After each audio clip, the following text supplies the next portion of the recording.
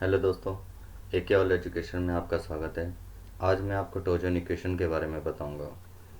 टोजन equation से पहले हम एक शाफ्ट ले लेते हैं जो कि वन पोजीशन से फिक्स्ड है एंड अदर पार्ट में उसको टॉर्क लग रहा है। तो टॉर्क लगने के बाद में इस शाफ्ट में जो चेंज आ रहा है वो फाई है और एंगल ऑफ ट्विस्ट जो है वो थीटा है। तो इसके कुछ पार्ट्स के नाम देख लेते हैं। जैसे एक शाफ्ट की लेंथ हमें दे रखी है एल, पॉइंट इसमें ये हो गया, फाई इसमें क्या हो गया, शेयर स्ट्रेन हो गया, theta is angle of twist, R इसका रेडियस ऑफ शाफ्ट होगी, टी इज द टॉर्क। तो ये कुछ नेमिंग थी पार्ट्स की जो सॉलिड शाफ्ट है हमारी। सबसे पहले स्टार्टिंग करते हैं। Consider shaft one and is fixed and other and is twisted torque. जैसा कि मैंने बताया कि एक शाफ्ट हमने ली है, एक एंड से फिक्स कर दिया और दूसरे से उसमें टॉर्क लगा दिया। तो इसमें क्या चेंज होगा, शियर स्ट्रेन फाइव जो होता है। अगर बात करते हैं हम इस डायग्राम से बात करते हैं। ये वाला डायग्राम है A to C and C to C dash. Shaft जो है वो आप लोगों को अगर फ्रंट से देखें तो सी टू सी डैश वर्टिकल दिखेगा और ए टू सी इसकी लेंथ हो जाएगी और ये एंगल जो हो गया ये फाई का हो गया, ये इसमें चेंज हो गया। तो अगर हम ट्रायंगल लॉ से निकालते हैं, ट्रायंगल लॉ से टेन फाई जो होगा वो क्या होता है, tan phi perpendicular upon base C C dash upon A C. तो C C dash upon A सी हमारे पास क्या आ गया, सी सी डैश अपॉन एल, क्योंकि ए सी की वैल्यू हमें एल दे रखी है। तो यहाँ सी सी डैश निकालना है। अब सी सी डैश कैसे निकालती हैं, दूसरे फिगर से। ये वाला जो फिगर दिया हुआ है राइट साइड व्यू में, तो इसको सामने से देखते हैं तो सी सी डैश ये आर्क हो गई और ये आर जो है ये इस शाफ्ट की रेडियस है और इसमें सी टू सी डैश कितना ट्विस्ट हो रहा है, थीटा एंगल ट्विस्ट हो रहा है। तो सी टू सी डैश अगर निकालेंगे तो सरकमफ्रेंस की जो डिस्टेंस है एंगल थीटा मल्टीप्लाई में इसकी रेडियस मतलब आर थीटा। तो सी टू सी डैश कितना आया है, आर थीटा आया। आर का हमारी C C dash is equal to R theta. तो शियर स्ट्रेन फिर से देखते हैं, सी सी डैश की जगह आर थीटा रखेंगे और एल हमारे पास बॉटम में दिया था। तो शियर स्ट्रेन कितना आ गया, इसमें शियर स्ट्रेन आ गया आर थीटा बाई एल। ये इक्वेशन फर्स्ट हो जाती है। अब सेकंड क्या चीज़ है, शियर स्ट्रेन की वैल्यू जो हमें पता है कि शियर स्ट्रेस अपॉन में मॉडुलस ऑफ रिजिडिटी होती है। ये फॉर्मूला जो है वो मॉडुलस ऑफ रिजिडिटी का होता है, शियर स्ट्रेस अपॉन में शियर स्ट्रेन। तो शियर स्ट्रेन अगर निकालना है तो शियर स्ट्रेस अपॉन में modulus of rigidity. For from equation first and second, tau upon में G second equation is equal to R theta upon में एल फर्स्ट इस इक्वेशन। तो यहाँ से टाउ की वैल्यू जो निकलेगी, आर को हम इंटरचेंज कर देते हैं, इस राइट साइड से इस लेफ्ट में ले आए तो tau by R is equal to G theta by L. और जी थीटा बाई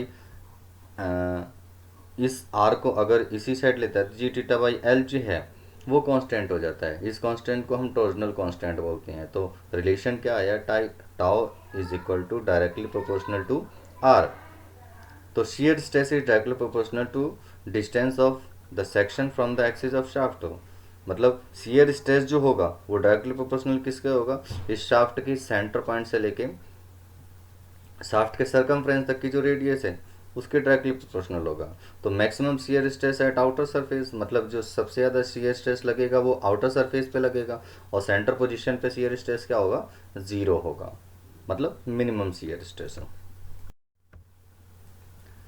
तो अब बात करते हैं, एक जो शाफ्ट है सॉलिड शाफ्ट है इसके अंदर एक रिंग कंसिडर कर लेते हैं, एलिमेंट्री रिंग, जिसकी थिकनेस डी आर है और ये आर डिस्टेंस पे है। Let us consider elementary ring circular ring of thickness D R at a distance from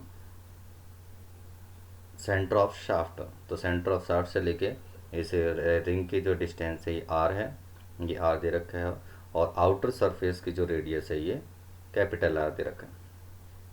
तो कैपिटल आर पे जो शियर स्ट्रेस निकलेगा टाउ निकलेगा, स्मॉल आर स्ट्रेस पे स्मॉल आर पे जो शियर स्ट्रेस निकलेगा टाउ बाई आर मल्टीप्लाई में स्मॉल आर। तो shear stress at a distance for R, shear stress at a distance for R क्या आया, टाउ बाई आर मल्टीप्लाई में small are.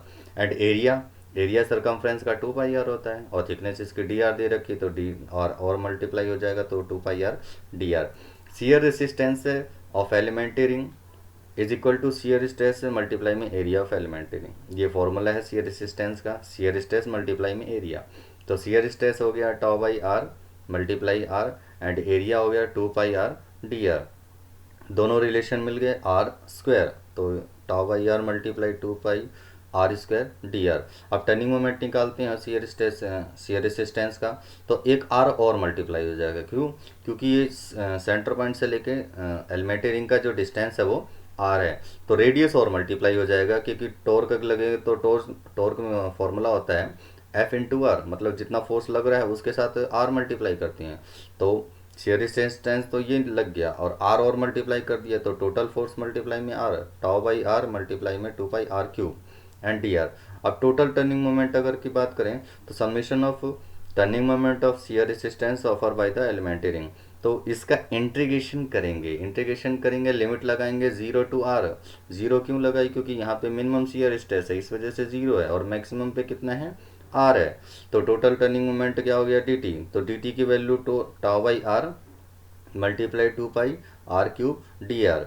अब ये जो कांस्टेंट है टाउ बाई आर मल्टीप्लाई में 2 पाई, ये कांस्टेंट वैल्यू, तो इसको कांस्टेंट लग गया। लिमिट जो लगेगी 0 टू आर, ये लगेगी आर क्यूब। तो आर क्यूब का इंटीग्रेशन हमारा हो जाता है R4/4। इस पे लिमिट लग गई। अपर लिमिट कैपिटल आर है, लोअर लिमिट इसकी 0 है, तो फॉर्मूला हमारा हो जाता है अपर लिमिट माइनस में लोअर लिमिट। तो लोअर लिमिट की तो 0 वैल्यू हो जाएगी, हमारे पास बचेगी सिर्फ अपर लिमिट की। तो tau by R multiply 2 pi multiply में ये स्मॉल आर की जगह कैपिटल आर हो जाएगा, क्योंकि ये अपर लिमिट की ही वैल्यू है ये, और कैपिटल आर की 4/4।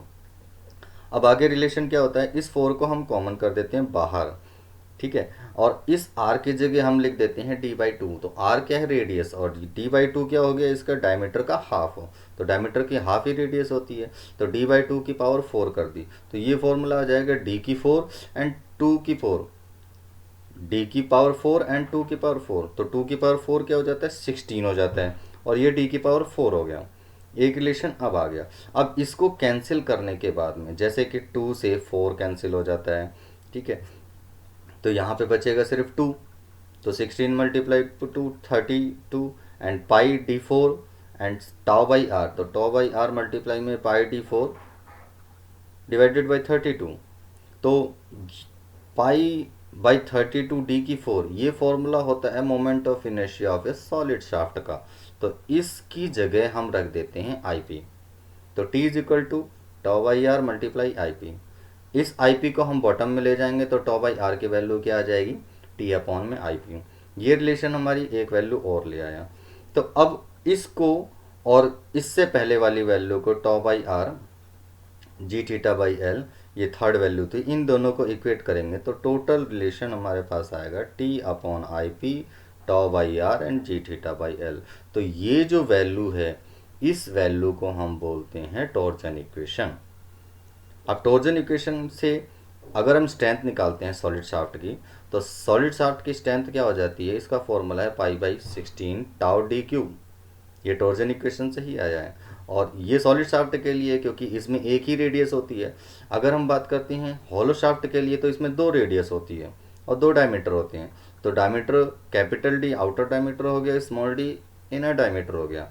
तो स्ट्रेंथ फॉर हॉलो शाफ्ट के लिए T इज इक्वल टू पाई/16 टाउ डी की 4 माइनस स्मॉल डी की 4 डिवाइडेड बाई डी। ये फॉर्मूला क्या है? Strength of a hollow shaft के लिए, और ये formula strength of a solid shaft के लिए। Thank you.